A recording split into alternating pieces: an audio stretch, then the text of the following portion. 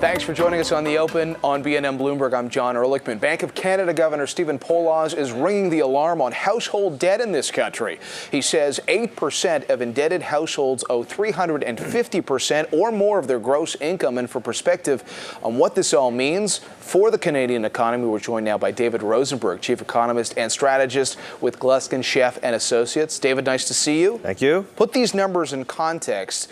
What was your reaction to the comments from the Bank of Canada governor? Well, it's almost, I was actually chuckling a little bit because it reminds me almost of Mary Shelley's Frankenstein. We built the monster, then oops.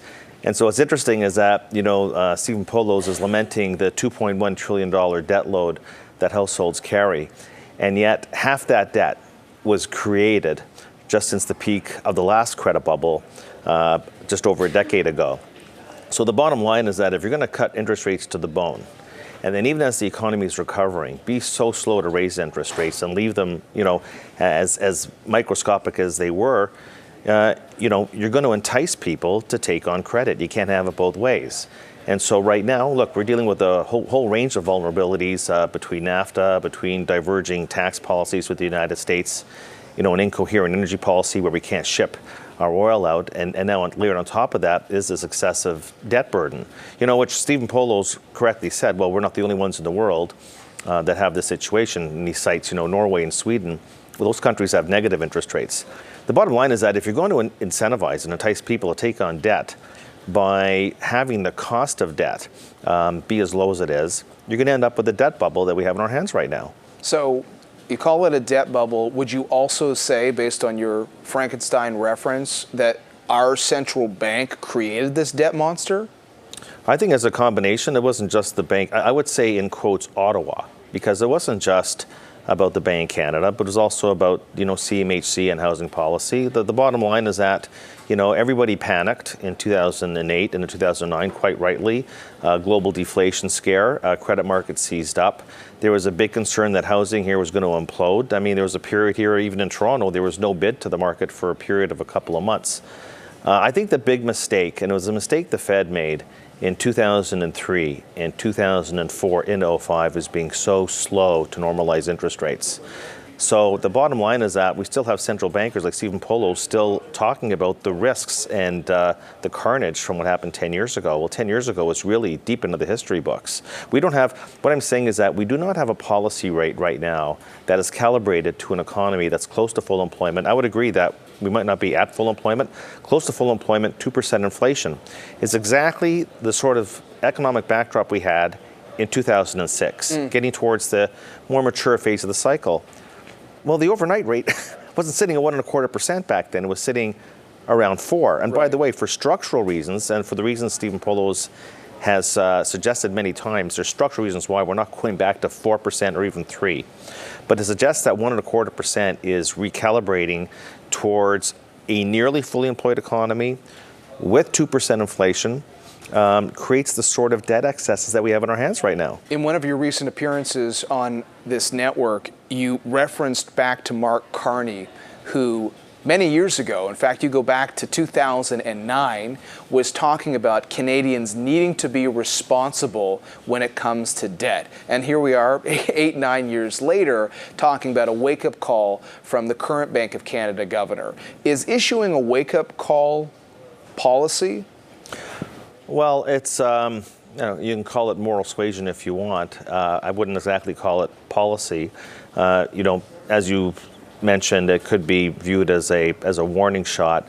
I don't remember, it wasn't in 2009, the Bank of Canada, along with other central banks, were easing policy dramatically. And like I said, it wasn't just interest rates. It was lengthening amortization periods for mortgages. It was really doing everything we possibly can to recreate a debt bubble.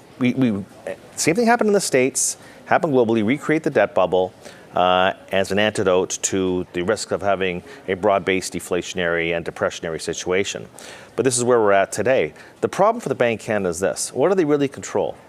So when we get the Bank of Canada press statement and they do anything, what is it they do? They actually just have an influence on the overnight rate. And the overnight rate, you can say, has sort of an impact out to the very front end of the curve. But the reality is that the Canadian bond curve is 90% correlated to the U.S. Treasury market. What are U.S. Treasury yields doing? They're backing up. There's nothing the Bank of Canada can do about that. U.S. Treasury yields are backing up. We are importing a good part of that into Canada. Mortgages ultimately are priced off the bond curve. Yep. And so look what happened last week. Even just weeks after the Bank of Canada said, we're on hold, maybe on hold indefinitely, mortgage rates went up last week because of the importation of higher bond yields south of the border. So I guess the big question we have had through this is, what is that trigger that ultimately truly changes the game? I mean, we use that stat from the Bank of Canada governor about those who owe 350% or more of their gross income. Are those people going to be the ones to watch? And what is going to be that trigger point of whether or not that causes some kind of effect on the overall economy? Who are those 8%? If they're your next door neighbor, you'd be pretty worried. But it's not identifying the 8% so much. It's one other statistic that really matters. And this came out of the Bank of Canada's financial review late last year. This is the shocking statistic. Normally, conservative Canadians that historically really went and took out 5-year mortgages, they didn't want to take on refinancing risk. Half of the Canadian residential mortgages roll over in the next year. Almost half. The number's 47%. That's shocking. So the 8%, look, the 8% only matter insofar as when do they have to refinance their mortgage and at what interest rate, right? So what's their incremental debt service cost going to look like as they refinance? So it's not just the level of debt. It's what happens when you refinance a large portion of that debt at one time when rates are backing up. Because the bottom line is that, let's say you refinance 100 basis points above where you took out your previous mortgage. You take that and you multiply that amongst all the mortgages rolling over in the next year. Let's use that as a straw man. All of a sudden, you've created the conditions for a de facto 1% pay cut for the Canadian economy. Okay, so, I mean, that would be problematic. I think that's one of the reasons why the Bank of Canada is going to try and stay on hold as long as it possibly can. Their bet is that this increase in inflation that we've seen, and inflation is pretty well back towards target, their view is that this is transitory. It's not going to be a situation that's going to last beyond, say, months or quarters. If the bank's wrong on that assessment, and they have to play catch-up like the Fed did in 05 and 06, if they're forced to play catch-up because their bet on inflation is wrong, their bet on whether or not the economy has spare capacity is wrong, and they have to raise rates more aggressively, then it's going to create some major problems for the housing market and, more broadly speaking, consumer spending. Let's compare that to the U.S. because today we'll hear more from the Fed, and there's a strong belief that the U.S. Fed is going to push down this road of raising interest rates more. Do you feel confident that's going to happen? Because if that happens, the bond market reacts, the mortgage market in Canada reacts, and maybe the Bank of Canada is taking the prudent step of holding off while the U.S. Federal Reserve hikes rates. Right. Well, look, here's what we're learning over the course of the past several months. And I think the mistaken view out of the consensus community was that Jay Powell was just going to be another form of Janet Yellen, maybe a different gender, doesn't have the Brooklyn accent, but there's going to be continuity. But it's very clear that not only him, but the whole votership makeup of the FOMC at the margin is more hawkish than its predecessor. What's the first thing that Powell did? This is really interesting. A lot of information here. First thing that Powell did as his first meeting as chairman, raised rates, not just raised rates, but raised his estimate at the margin of the neutral rate, raised the Fed's inflation forecast, raised the Fed's growth forecast as they see that fiscal stimulus has only been delayed. It's going to kick into a higher gear through the balance of this year. The bottom line is that the Fed's already told you their estimate of the neutral rate in the U.S. is close to 3%. And that's a fully employed economy with price stability, which the U.S. is right now. And where's their overnight rate? Well, it's 1 3/4. So my sense is 100% that unless something breaks, unless they're forced to cut their forecasts, unless we get a real cataclysmic pullback in the stock market or in the credit market, they're going to keep on going until something breaks. And that's been, let's face it, you look at the Fed over 5 decades, that's been their modus operandi. What gets the Fed to stop raising rates is when something breaks or we get some sort of major financial spasm or they're forced to change their forecast. The reason why I say this is important is because remember at this first meeting, we already had a 10% pullback in the U.S. stock market. We already had tremendous volatility. Yeah. Maybe under Greenspan or under Bernanke or under Yellen, the Fed would have said, ooh, wow, we gotta hold back. He didn't do that right. So we're in a totally different game here as it pertains to U.S. Fed policy. And yes, no matter what the Bank of Canada does, that's going to filter through into higher market interest rates in Canada. In our remaining moments, then, I just want to give our viewers some tangible ideas on where you think investments and strategy could play out from here. First of all, from everything you're saying, it doesn't sound to me like you think the Canadian dollar is going to be strengthening against the U.S. dollar.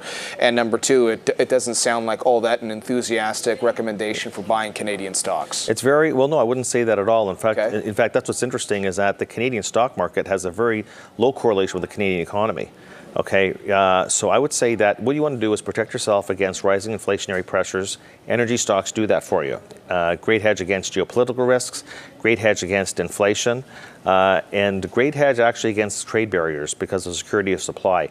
So, and they're priced very cheaply, even after the run that they've had already. So we like Canadian energy. You want to protect yourself against inflation through that venue. And I would also say, how do you protect yourself against rising interest rates? Because the Bank of Canada is just the little boy with the finger in the dike, basically. You know, interest rates really, they're gravitating higher in Canada because what's happening in the United States. There's nothing the Bank of Canada can do about that. So how do you protect yourself against rising interest rates is you buy Canadian financials. So you can have a handful of Canadian banks, you can have a handful of insurance companies. Insurance companies naturally, through their liabilities, benefit from higher interest rate pressures. But the Canadian stock market, I just say, is a classic late cycle value play. You tend to find, if you believe in the premise that we're late cycle globally, you want to rotate from growth, which is the U.S. market, into value, which is the Canadian market. And the Canadian market on a forward multiple is trading at roughly 15 times. In the U.S., is trading at 17 times. So you have this rare opportunity where there's just a big valuation gap, Canada-U.S. So actually, despite all these concerns over the Canadian consumer, the Canadian stock market looks better to me than the U.S. does right now. Always a great conversation, David. Thanks for shedding some light on this important issue. Thank you. David Rosenberg is the chief economist and strategist at Gluskin Sheff Associates, joining us here in studio.